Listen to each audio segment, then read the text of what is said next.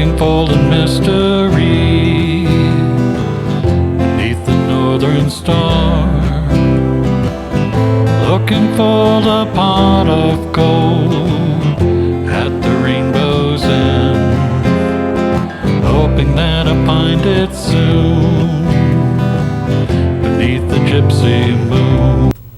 Hi, welcome to My Guest. This is Jan Lewis. Today we have the author Shirley Riga from Millis, Massachusetts. And her book is called Tools for the Exceptional Parent of a Chronically Ill Child. And a child's chronic illness creates exceptional parents, and you can use some help. And boy, is that true. She has a picture of her daughter, and she went through a lot with her little girl. Paul's also going to focus in on the poster, a beautiful poster that Shirley brought with her about the a book. And that's probably going to look a lot better than my holding this up.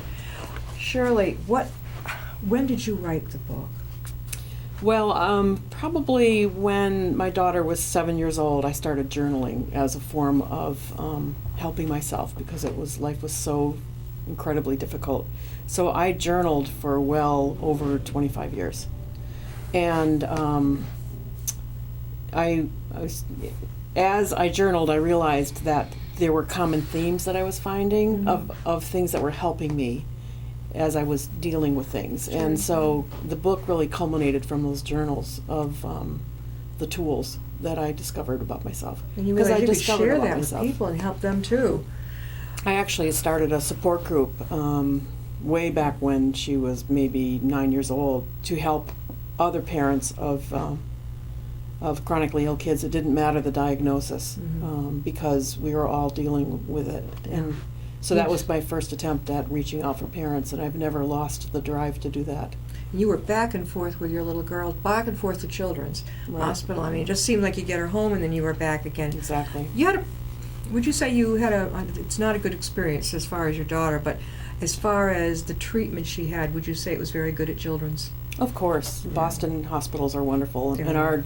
And our chief of pediatric gastroenterology, he moved to Tufts Floating as well, so we had several experiences with it, but absolutely hands down. But she was a tough case, so they were guessing as it was. Can you briefly share with the audience what happens, and then we can segue into how you can help them? Sure. Well, my daughter was born with 2 chronic liver diseases that were diagnosed within 9 days of her life. So pediatric liver disease is not talked about a lot, but it is very much internationally a problem. And so that started us on our quest of finding her help, and she needed surgery at 9 weeks. And pretty much she did function through her life, but she was constantly, the black cloud following all her illnesses was constantly there, so it affected her, and it was hard. We had to battle through the medical system, the educational system, the social system for her to function, and she did, and she had wonderful friends, and it was all workable, but it took its toll on our whole family. And you were all courageous. Yeah, it does take a toll on a whole family when there's a chronically ill child involved. One of the things that's come out of this book is that I'm finding people who are doing caregiving of not their children, but maybe their elderly parents or a spouse are finding this helpful, which is something that I did not expect. Yeah. But caregiver is caregiver, and as much as I enjoy working with parents of that population of chronically ill or special needs children, there's a whole population of caregivers out there dealing with it at any age, and this is about caring for the caregiver. Now, she has a whole section in the book of some wonderful tips. Where do you want to begin?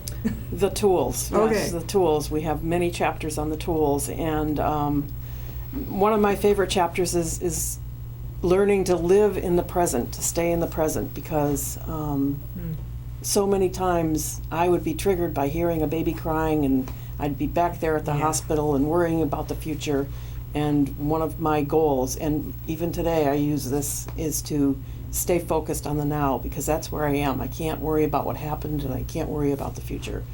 and that helps me stay present and be accountable for where I am now. There's a saying, yesterday's history, tomorrow's a mystery, but today well lived is a good day, something like Yeah, that. perfect. Hard to live by, isn't it? It's hard to live by. It's a practice that I have had to practice. It's like an exercise. You did. I like this courage to ask for help when things are out of control. Absolutely. Reach out, right? Yeah, the whole book is the tools chapters, and I forget there's only over 20 of them, Oh, yeah. are set up so that I write about a real chaotic scene that's happening, and then I write the next part of it is, I think the first one is what's happening, what I learned about it, and then the final part of that is how it helped, things I changed and how it Yeah, helped. you have that little what I learned, how it helps. I Right. like that. She shares with you what she learned and then how it helps, what she went through and what she can share with you for her courage, strength, and hope. I like this one, anger is fuel, because that in my life, some people get so caught up in the anger, but they don't know what to do, right? It can motivate you, right? Absolutely can motivate you. Absolutely. I learned that a friend of mine once said, "You've got your angry pants on today," and it helped me separate myself from my anger. And yeah, I did have my angry pants on, and I have found through the years that taking action to help myself helps me use that fuel Yes. to To reach dissipate the anger. Yeah, instead of feeling helpless. Oh, So- you said it perfect. Instead of feeling helpless, Instead of feeling helpless, find it's a out what's terrible out feeling. there. Yes. And when your Hopeless child is helpless. sick, or when you Yeah. have a loved one who's sick and you can't do anything to fix them, but there are steps you can do to help yourself that can ease everything around you. That's what it's all about. Oh, okay. Here we go. There's much more. Chronic sorrow.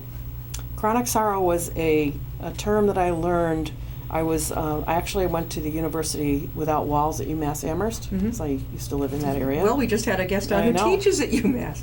And through my research, in understanding about families and illness in it, a pediatric neonatal nurse coined the term chronic sorrow when a family is dealing with a seriously ill child, and the diagnosis and learning to cope with it and accepting it. There's a process you go to very similar to what Elizabeth Kubler-Ross talks about with Yeah, death. yeah. But there's a process of coming to terms with accepting a diagnosis. And when my daughter was so compromised over the years, we would often get another diagnosis of yet another complication. Yeah, yeah. It would start that process all over again. Right. And when I discovered chronic sorrow, it was like I was finally understanding that the puzzle piece of getting into that loop again of denying it, of being so angry about it, of being sad about it. I'd go through the grief of it, and I'd accept it again. Through, not easy, the word sounds easy, but it's not easy. But that, to me, understanding chronic sorrow helped me understand why I would just dive headfirst into another time of just feeling so depressed about It's like everything. a form of, I imagine, it. It's medical PTSD. PTSD. I was just going to say. Medical PTSD. Yeah. I've had. It's like you were getting hit. You just start to get used to it, and boom, you get hit again. And not only me, But your family. my whole family, Now including her sibling. it took a toll on you and your husband. Obviously, We got divorced. you got divorced. Yeah. Were you the strongest one in that? Where you had to be the strong one? I was the strong one. Yeah. I was the strong one that had really held the family together to a point that, even when I went off with my two daughters on my own and he was in the background, I was getting so much help to support myself emotionally. Yeah. I had to hold it together. And And I you learned a started lot a about group. myself. You started a group. Was it there at Boston's? I forgot. Was it the? I had held it actually at a doctor's office in Amherst, because that's where I That's lived. in Amherst. And I'm actually running a group now Where is that? at the Millis Library. Oh, tell us about It's that. the last Wednesday of every month, and it's a support group for caregivers. So it's not only open to parents, but it's open to people who are in a caregiving position who need support. And it's free, and I bring snacks. Ooh. And it's the last Wednesday of the month at 6 o'clock, and I have a notice in the library, and it's been ongoing, and we do have a couple people who come. Do you have? Do you ever have speakers come?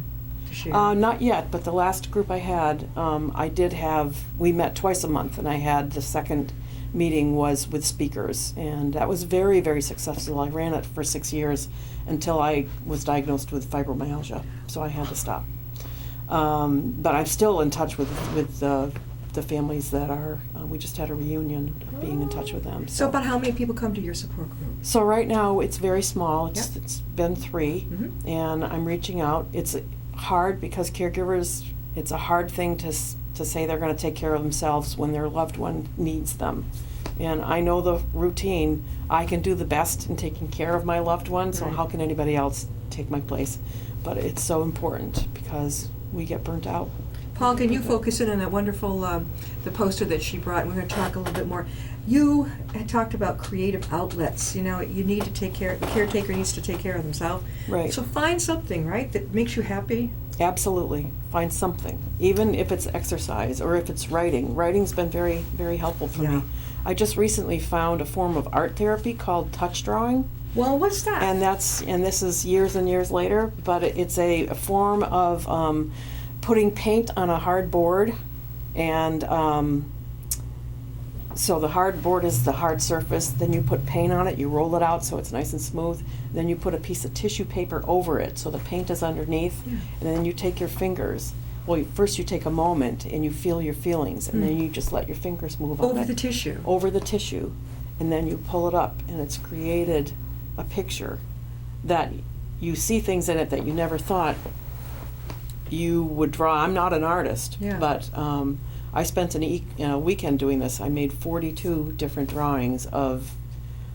I mean, I was surprised at what came out. You take the paint on the board and you kind of roll You out roll the it out paint. so it's completely smooth. Then you take a piece of tissue, which isn't very strong. It isn't strong. And then you just kind of, with your and fingers, and then you just kind of move your fingers, and I would just kind of fiddle my fingers around and pull it up, and it was like, oh my God, that looks like a person. How do you dry And- it, though? Just hang it to dry? And you just put it in a pile, and it dries very quickly because it's very thin. Can you frame it? You can frame it, right? Sure, you can frame it. You can put it on a poster board. So you found But art the idea was is to Yeah. use your emotions to get out. Yeah.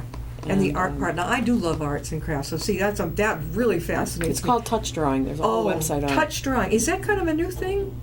I don't know how new it is, Yeah. but I did take a workshop on it, and I think the whole thing was born from the artist who happened to be cleaning her board That that she just was. happened. She realized that she was blotting it up, and then pulled up the tissue paper. Is it just white tissue, right? Just white tissue. Acrylic And, paint underneath? Acrylic? I think it's oil-based water. Okay, that's expensive. I mean, we probably could do it So- with acrylic, right? I would you know, imagine. you can read about it. Yeah, I think it sounds. Touchdrawing.com. Okay, she's really gotten my. Shirley, how could people reach you to get your book? My book is on Amazon.com. Mm-hmm. I have a website called ConqueringYourFears.com, or you can get it through ShirleyRiga.com, and my book is available on there. And it's also through Barnes & Noble online. And Barnes and Noble. Shirley is an author, a speaker, a caregiver advocate. She wrote this book, Tools for the Exceptional Parent of a Chronically Ill Child, and of her own experience. However, it also helps people who are caregivers That's right. of all ages. And That's there's a right. lot of people out there taking care of mom and dad right now. That's right. That's right. Very. Now, when you wrote this, did you realize how many people you were going to help, you think? Do you have any idea? You were hoping. You know, I didn't think about it that way as much as I needed to birth it out of me. Yeah. Vent it. I absolutely needed it, and I've had such a drive to.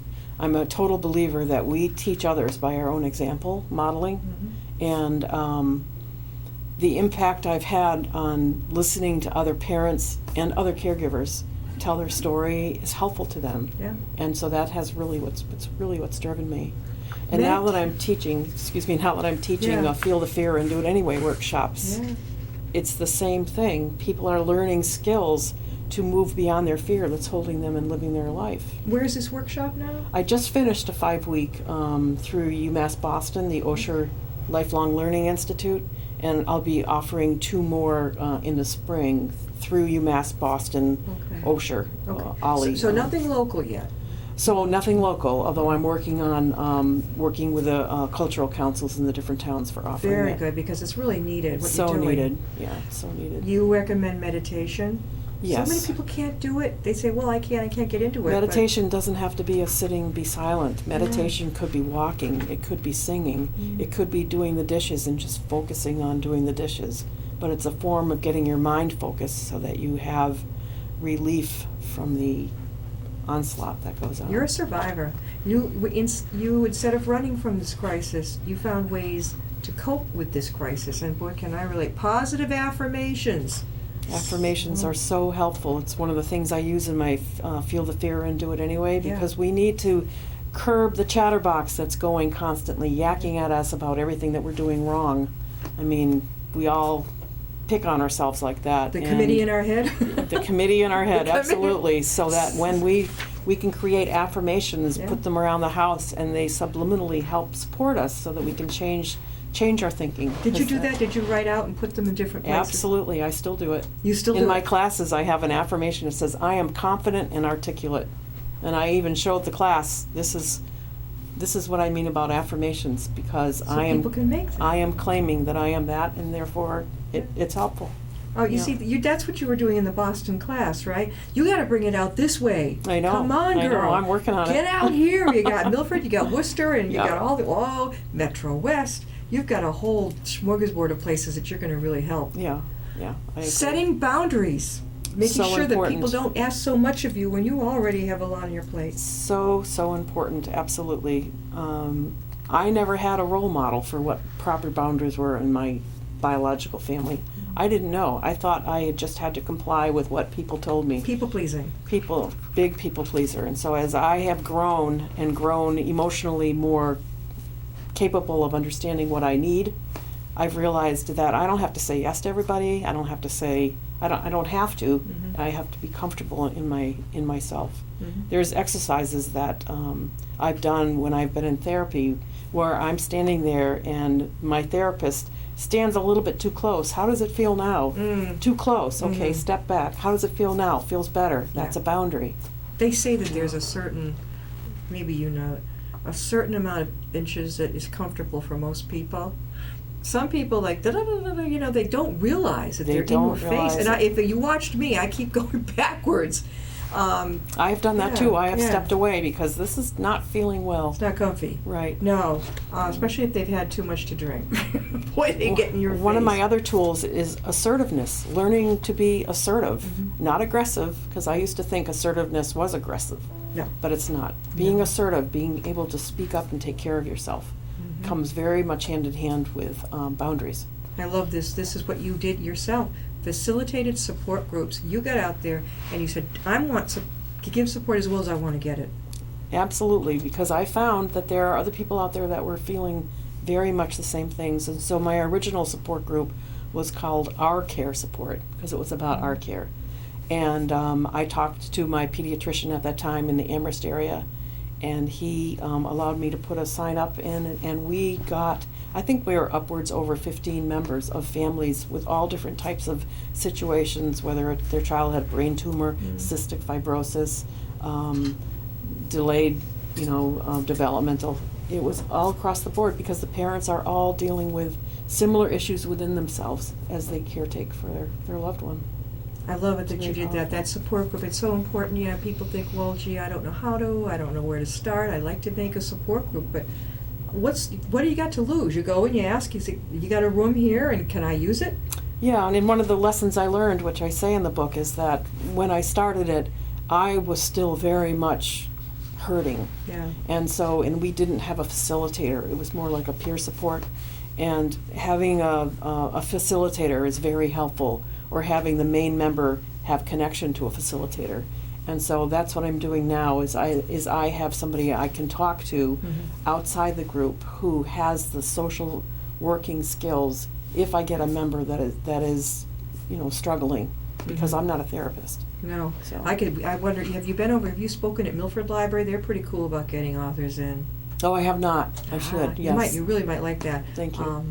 Northborough, they have a beautiful speaker room. There's a lot, and Oh. there's such a need for it everywhere. I know. I mean, being a publicist for authors, it's like I got to know where all the different places were and how I could connect them and get them in. And at the same time, I have to take care of myself. Yes. So that's the boundary. So I'm learning the balancing act. How to say no, or not right now, Or not right now. or Right. let me think about it. Yeah, I'll get you on the calendar for then. Sibling reactions. That's a tough one because the whole family's involved when there's a chronically ill child in the family. And as much as that chapter itself, that was a Yeah. hard one to write, to find that would depict it. But siblings, first of all, they feel that it's their fault because, especially when my daughter was born and came home with it, and her sister was probably already thinking, why is this new baby here? You know, what happened to me and my parents? Or So they they're have already survival wishing- guilt, right? Survival Survival guilt. guilt, exactly. You know, why my brother or sister and Right. not me? And why can't I do something to fix it? Yeah. And I shouldn't yell at her, it was my fault. And it is, I mean, siblings, you can't forget about them. They are very much in need as well. Your So- little girl, she had the liver problem. Is it akin to a jaundice? Because it seems like the men in my family were all born with jaundice. Is it anything? It's much more serious. Well, jaundice is a symptom of it. It is. And when she was born, she was jaundice. And unfortunately, the nurse practitioner who saw the jaundice said, "Oh, that'll go away." And so we went for But it 6 didn't. weeks, but it didn't. And so it wasn't until 9 weeks that they finally said, "It's not going away." And it was blood work that I flagged remember it. they took my son, put him in this, a pie, just in his little diaper, and it had this The light. the light. Yeah. And then when we brought him home, they delivered a little wallaby thing around his little tummy. And like most of the men, my mother said, "Well, we just put your brother in the sunlight." They were lucky; it did go away. Yeah, because it wasn't a liver disease. It was probably just catching up to itself with the body. Yeah, his bilirubin bile level was too high. Right, right. But you know, I wasn't frightened. It wasn't as serious as your daughter's, but I wasn't frightened because I knew, you know what? I've heard the other men in my family, for some reason, not the girls, but the guys were born with this. Hmm. I don't get that at all. Self-massage. Now, wait a minute, are you talking about going out to get a massage? No, I'm not. We had a speaker once in our support groups that came in and described to us how there are points on our body, say for on the hand right here, that you can actually massage is very calming. Is this the one for headaches in between here? There is a one for headaches right here. Okay, but so- But she taught us stuff about, I mean, you find yourself wringing your hands when you're really, and it's Yeah. actually a natural, it's a natural remedy, even though we don't realize what we're doing.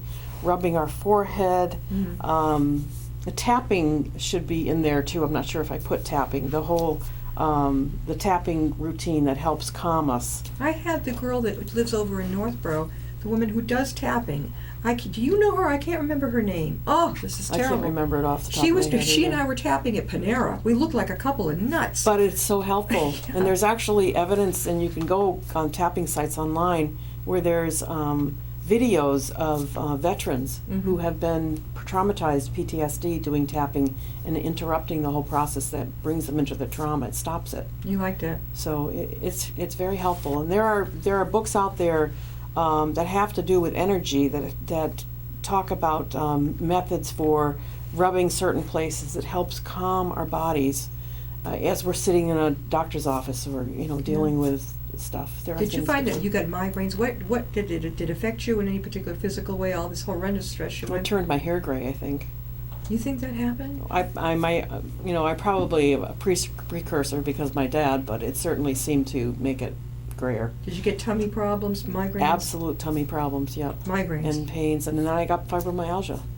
I had a friend who had that, and she really suffered. And when she said, "I can't make it," she meant it. She had to go to bed and rest. Yeah, it was very, very tough. Does Lyrica, I don't want to explain. I've heard about Lyrica. Does that help? I never used that. Okay. I had reactions to all the drugs. Really? The biggest thing I did was change the food I eat. I'm now gluten-free Oh, and mostly dairy-free. And I stopped worrying about everything. I just stopped everything, and it was a kicking, screaming battle, but it did change my life. Do you find that walking helped at all? Lots Yes. of walking? Yes, absolutely. Walking helps. Yeah. Thich Nhat Hanh has a book for walking meditation, and it's just having the What's awareness. the name of the author? I think it's Thich Nhat Hanh. He's a Buddhist. Walking meditation. Yes, he has a little book about walking that you can use it as a meditation by focusing on your feet hitting the ground and just being in the complete present now, Yeah. and feeling your body move, and you're not thinking about anything else, Yeah. because meditation is really a focusing, but you can do it with movement. I need movement with it because I do have this kind of energy in me that I have to keep moving, so it's very I helpful. remember I went to one that was a meditation group that was led by a East Indian girl up in Westboro, and I'm not one who's going to relax that easy. One time I was so relaxed, I went out. Yep. I went out. That's good. And all I heard was Jan. At the end of the session, I was the only blonde, blue-eyed person in there. They were all Indian, and they just took me in, and they were laughing. They said, That's great. I said, oh. I said, I went to sleep. She says, no. She says, you were in deep meditation. I'm not going to argue with her. I have had that before. It's a wonderful feeling. But I swear to God, I was asleep. Maybe what I call sleep, passing out. Was it relaxing? Oh, yeah. Well, there you go. And You that's achieved not your me. goal. That's, that doesn't happen. So that shows you how much it worked for me. Okay, again, Shirley, how can people get a copy of your book? So, Amazon.com, Mm-hmm. Barnes & Noble, or go to my website, ShirleyRiga.com. And I'm really wanting to speak to other groups to talk to people about caregiving, because caregivers need support too. Yeah, what you're doing is wonderful, and I can see you getting out there a whole lot more. You've got the energy. Not everybody does. They'll write a great book, and they want to get the word out. But when I say, let me help you get to the different places, like, well, I don't know. I don't know if I can travel. And I say, how far can you travel? Well, I wouldn't mind going to the next town. I'm like, you want to get the word out. You want to get your book out too. Well, you have both things. You've got your book. People can come in afterwards and purchase your book, listen to you because you've been there. Yeah. I find if I do things that I love, Yeah. I have the energy. You have the passion. Yeah. You really, really do. Thank you so much, Shirley, for being on. Have we got another book in the works coming? Actually, I do. You do? Yes, I do. More generally for caregivers Yeah. and the tools, and I'm still looking beyond that as well. You're looking beyond it. Yeah. Are you working on it right now? I'm working on it a little bit on paper and a lot in my head. A lot in your head. That's how I write. Yeah. By the computer, or do you write? No, by the computer. You do by the Yeah, computer. definitely. This by has the been a computer. real pleasure to have you on. Thank you. Again, Shirley Riga. The book is called Tools for the Exceptional Parent of a Chronically Ill Child. But it's also great if you are a caretaker for somebody else. And she Absolutely. has been through this. When I read the book, she's been through hell and back, and she has tools on how to cope with it. She writes her story of her little girl who passed away, but she also has great tools on how to cope, which we've been talking about today. Forgiveness, things we didn't cover, gratitude's a big one. You've hit on an awful lot of things that Thank you. a lot of people wouldn't even think about. They're just so wrapped up in, oh my God, I'm so depressed and nervous. But this. And they get stuck. Yes. Yeah, And yeah. then they wonder why they're maybe in the mental health unit for a while. Whereas Yeah. if you could read this book, I think it would help a lot. And when you have your support groups, I hope your book is there, right? for Oh, people. absolutely. Oh, yeah. It's so important for people to know they're not alone. And she lives close. She's only in Millis, so yes. Tell us again when your meetup is. My support group for caregivers is the last Wednesday of every month at 6 o'clock to 7:30. It's an hour and a half. And it's free. And it's free. And she has there are food. snacks. Yes. And if you go to my website, ShirleyRiga.com, there's contact info on there that you can, if you want to write to me and Yeah. ask if you have any questions. So you could actually write to her and connect with her if you have questions. Don't be shy. She's been there. Thank you, Shirley, so much for Thank being you. on the show. We waited a long time for you to get here. Yeah, thank you. Thank you very much. And we'll see you next time and be my guest.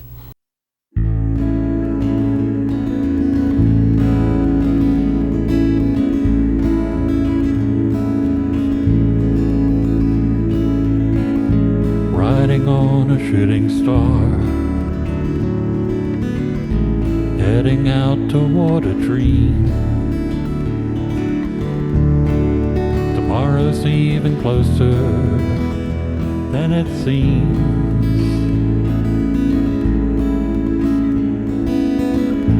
Moving through the cloudless sky, heading out toward the moon. I am dancing to the lunar tune.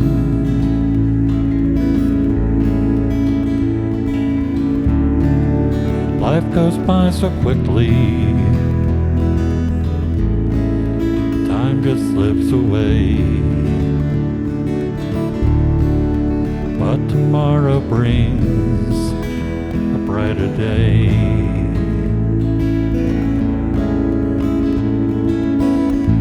Soaring out among the clouds.